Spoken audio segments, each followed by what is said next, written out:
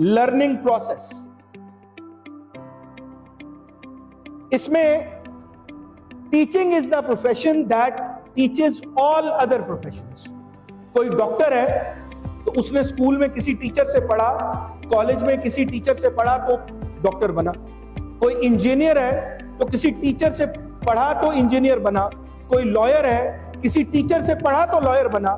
तो एक टीचर जो है वो बुनियाद है बाकी तमाम professions.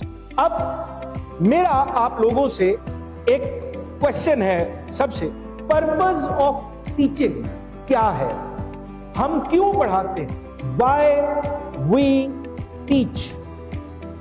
Ji, raising of hand से जी, Why we teach? हम पढ़ा रहे हैं, बच्चों को पढ़ाने का मकसद क्या है, पर्पस क्या है हमारा?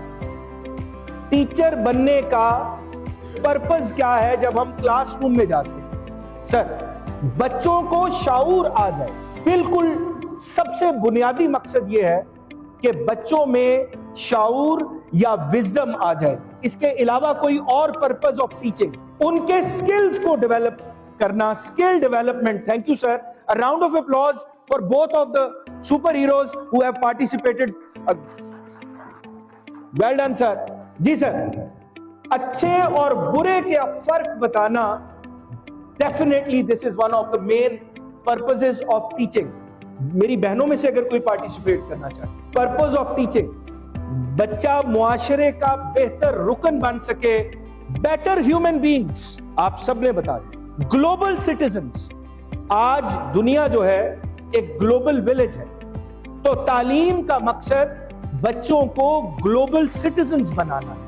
और फिर बेटर एंटरप्रेन्योर्स।